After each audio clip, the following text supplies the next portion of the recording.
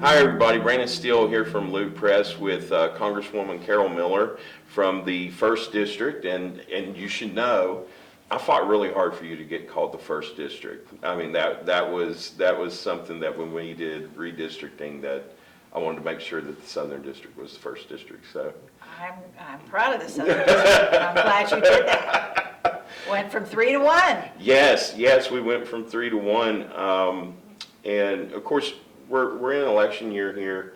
Obviously, you're currently running. I'm currently running. We have a presidential election.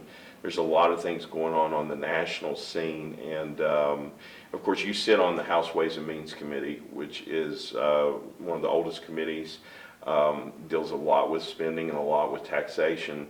And if I'm not mistaken, certain bills have to originate out of Ways and Means, isn't They it? do, Okay. and certain functions have to go through Ways and Means before they go to other committees as well.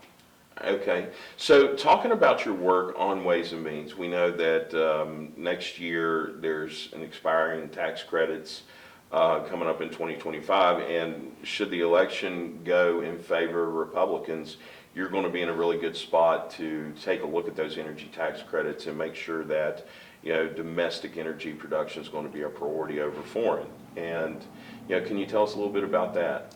Well, the Tax Cuts and Jobs Act expires in 2025, and that is the bill in 2017 that really, thank you, President Trump, under his guidance, you saw the economy raise, you saw more people employed, you saw people had more money in their pockets. And so all of the particular pieces of that that do expire, we want to be prepared for. And so Jason Smith, who is our chairman, already divided us into 10 tax teams, and I am the head of the supply chains team, and then I serve on another one as well, but I tend to go to all the meetings because there's just so much to learn.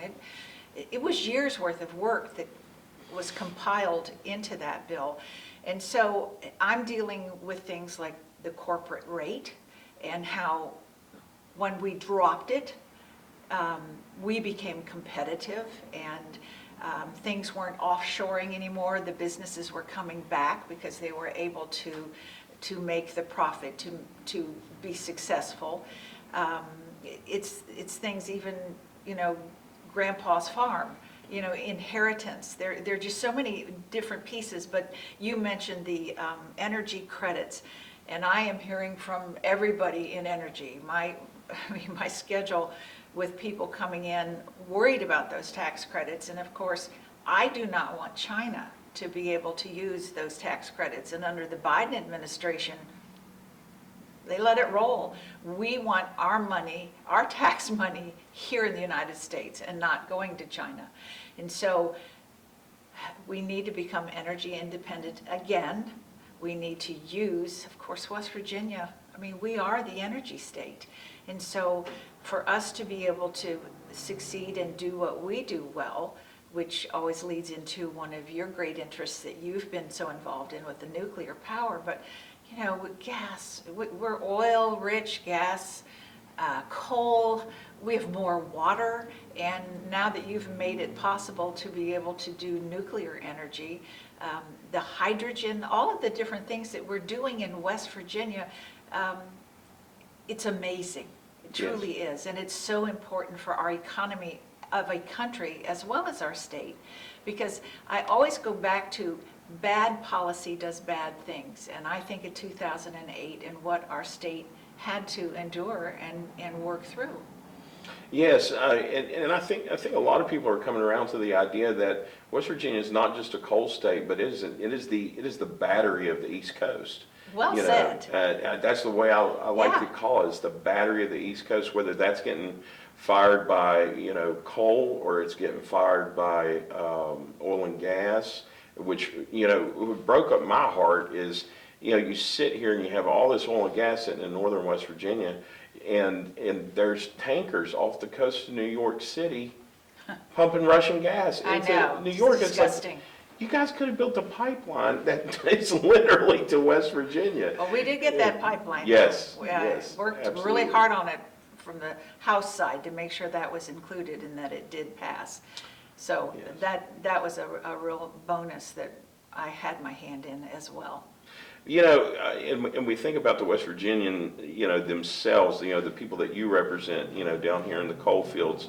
And, you know, I think they're underestimated in their resiliency to adapt in an economy, to adapt in their job skills, to work oil and gas, to work coal, to work in the supply chain like you're talking about. You know, we have a huge number of people coming through our CTCs and our different schools gaining those different mechanical job skills, or even our CDL programs that are supporting the growth of those industries. And as we, you know, like I talked about before we had come on, you know, we've become an agreement state with the NRC. So it's kind of put us on a path of, you know, making sure that those dollars, and that was one of the biggest things of it, is if you become an agreement state, you know, the NRC, the Nuclear Regulatory Commission, trains your people back home to be the regulators of that, you know, with the federal oversight. And so all these dollars that we're paying as West Virginians to the federal government, they get returned back home so that we can run that here. And that'll create more science jobs, more technical jobs here that as we become an agreement state and we go through that process, it's usually a 3 to 5 year process. I think Wyoming did theirs pretty quickly very recently in like a 4-year time frame. But the feds are going to be training our people to look at this new industry. And if we look at, you know, the way the economy is going, you know, West Virginia's not going to change everybody else's mind about what they're doing. But what we can do is continue to maintain our status as the premier energy producer on the East Coast. And, you know, so I look at nuclear, and that's a long-term thing. You know, it's not something that happens overnight. It's going to take a very long time. I probably won't see one built, you know, during my tenure in politics or something like that. You know, But in your lifetime. in my lifetime, hopefully, Absolutely. definitely, yes. And you are so right about West Virginians being resilient. I remember when we were putting together the bill to make Marcellus Shale on just the framework to do that. And I always brag about our people and how loyal they are. And you have 3 generations working in factories, and they're proud of, you know, grandpa, dad, and the son or daughter. They're all working in the same place, and, you know, the football rivalries and the things we have from our small towns. But there's so many things we can brag about in West Virginia, and the people, the hardworking people. And that's when we really took it in the teeth. We learned, okay, we will re-educate our kids. We are now educating to the jobs, and we've gotten smart doing those things. So I'm really happy to see with the nuclear that you're going to be bringing those federal dollars back home to continue to work in energy. And I have often said that I wished I had a degree in chemistry, because of all of the things that I've had to learn and handle in Congress to make sure I'm doing the right job by our people. Even seeing how they're pulling methane off of coal mines and turning it into hydrogen. Yeah. It's incredible what we can do now. And we are willing as a state to step up and do it.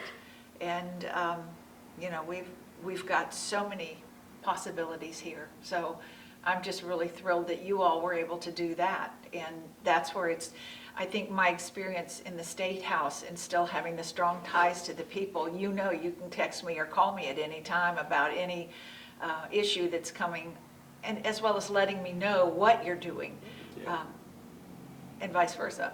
Yeah, absolutely, absolutely, and you're probably my most accessible member of Congress that I can get a hold of it every time. Of course, you know, you talked a little bit before that you've recently been taking some trips overseas and looking at different things with foreign trade and so forth. And we look at what's happened with foreign trade under the Biden administration.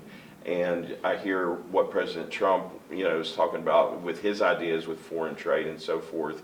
And, you know, considering, yeah, and to me, and this, I may be wrong about this, But to me, Kamala Harris's policy is just a continuation of whatever was in place under Biden. And If she even knew what was going on. that's the big question Yes. is, when those questions have come up, I haven't really heard a plan that differed from, President Biden's, foreign policy when it came to trade. But of course, Donald Trump's approach is much, much different. And you've been going to Taiwan and talking to our partners and, that we have high technology type of trade Yes, with. And yes. So what do you see with a potential Trump presidency? What type of positive changes do you see on the horizon when it comes to that? Well, the first one's going to be the border. Absolutely. Stop all these illegal people coming in and criminals and people, they've opened up their prisons and they're sending bad people. I mean, we are a country of immigrants, but we have to do it legally. And this has just been so terrible. I think we've been fortunate in West Virginia to kind of be isolated in that way. Of course, economically, he is a very successful businessman, and he understands economics, and he understands what needs to happen. So, of course, trade will be interesting, but he's a strong personality. And that's what other world leaders really respect, is he is a strong person. You're never in doubt with him. He lets you know right off the bat what he's thinking. And yes, I was just in Taiwan. I'm on the trade subcommittee as well as the health subcommittee. And I think I'm going to have quite a legacy as well with rural health care in West Virginia. So talking about rural health care in West Virginia, and I was talking to a few delegates that I'm in the House with, over the weekend about, health care moving forward and how we seem to continue to operate within the confines of the Affordable Care Act and try to find ways to make ourselves more competitive and be able to deliver more services to rural communities throughout southern West Virginia, but you're still having to do it through the framework of the Affordable Care Act. You've had the opportunity to work on rural health care and within that arena.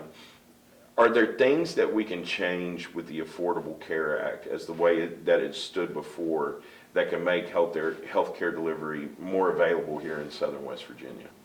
I can't give you definite things of what we will do specifically with the Affordable Care Act because it is so ingrained in our system at this point.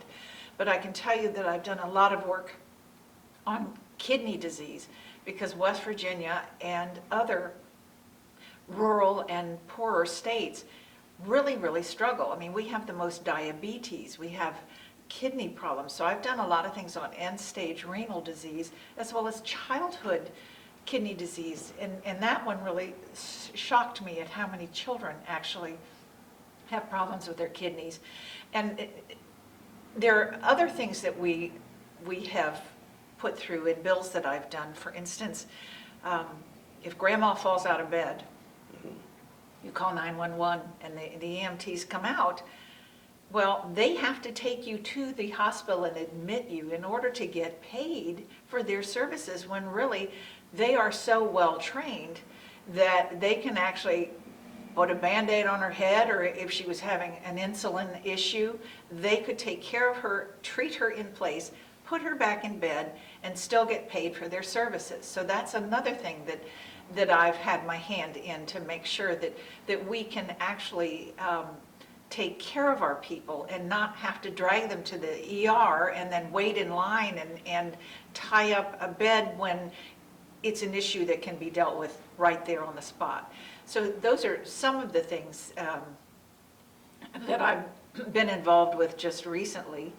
I have a Democrat counterpart in Alabama who has a very similar district, and so we're always working on things that we know are going to benefit our rural hospitals. And I have been to, I'd say 98% of the hospitals in my district, and to see how they're blossoming and changing and more involved in healthy living.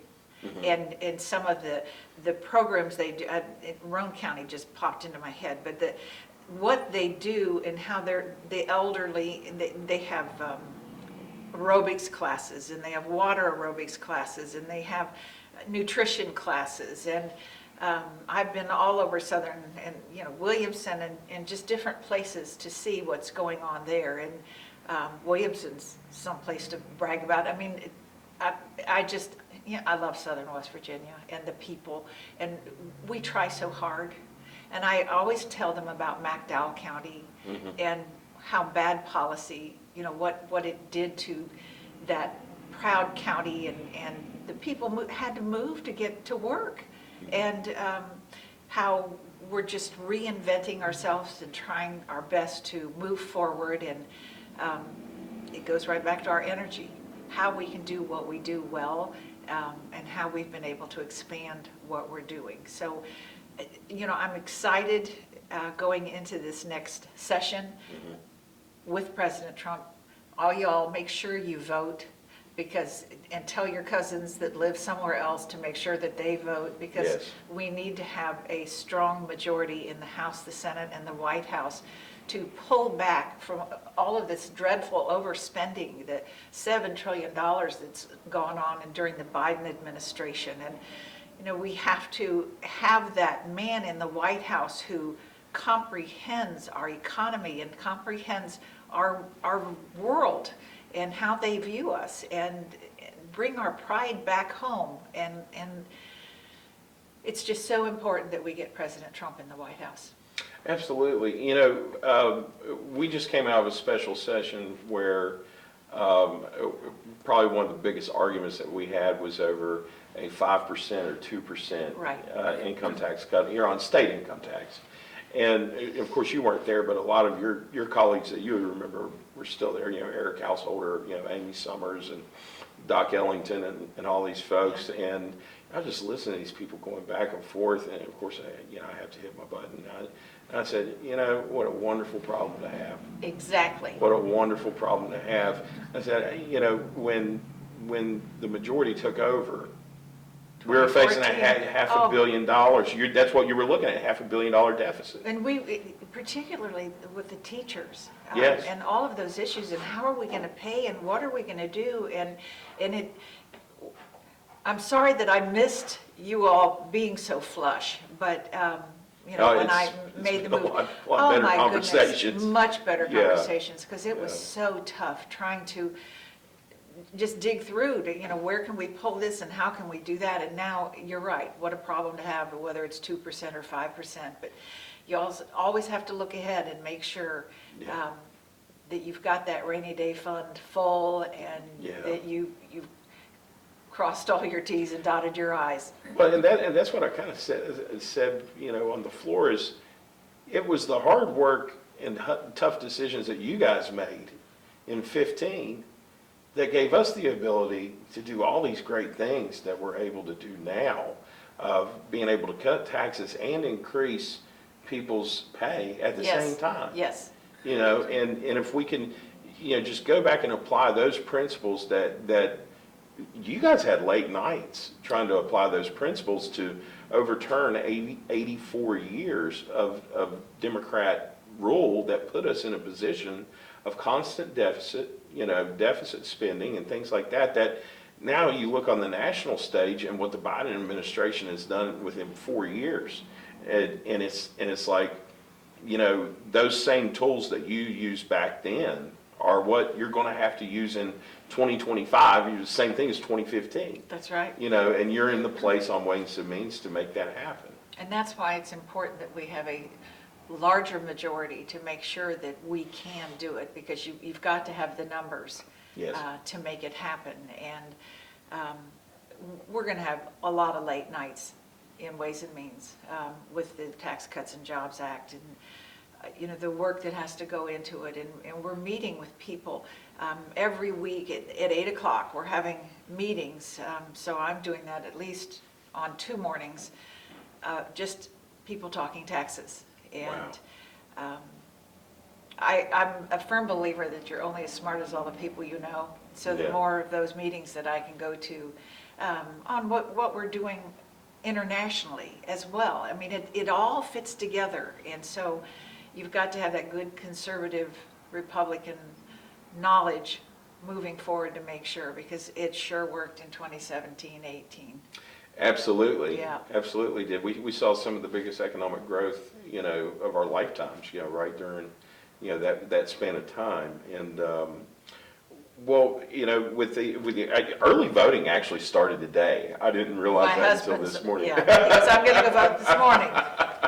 Yes, yes. Yeah. So, with that, obviously you're on the ballot right now. And, my last question to you is there anything that you want to say to the voter, as we go into early voting today, about, your campaign and going back in?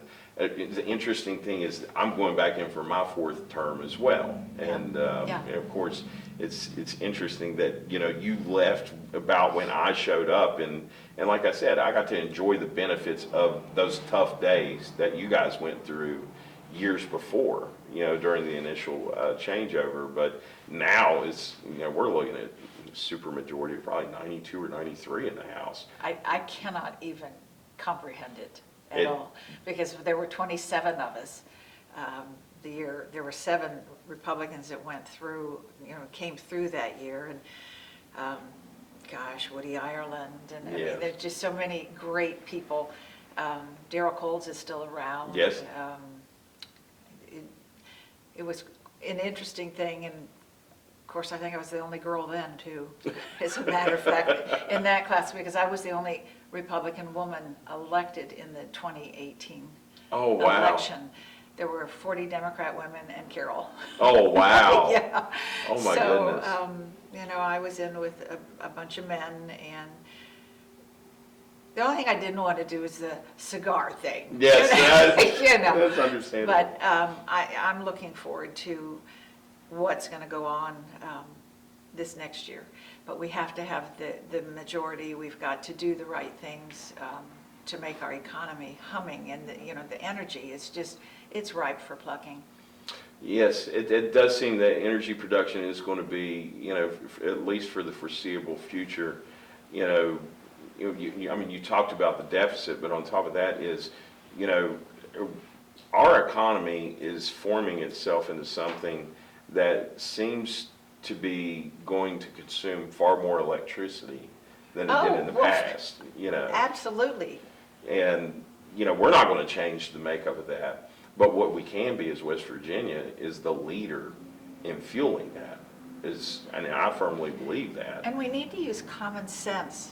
Yes. You just don't, as my grandmother would say, you don't cut off your nose to spite your face. Yeah. You use what you have. We keep getting better and better and cleaner as we go. And the more science that we use, and the more sophisticated we become, we can evolve with that. But when you say, you got to do this right now, Yeah. it really makes a mess of things. And I think they've kind of realized that. I mean, why would you deplete our reserves? It makes no sense. So I'm looking forward to a new administration. It's very important. Absolutely, absolutely. Well, thank you for being here with me today. As always, it's welcome. so wonderful to see you. Congresswoman Carol Miller here with us today on Loop Press. Thank you so much for being here. Well, I love Southern West Virginia, and I'm always voting my district. Yes, I ma'am. can guarantee that. Yes, ma'am. Thank you. Thank you. Thank you.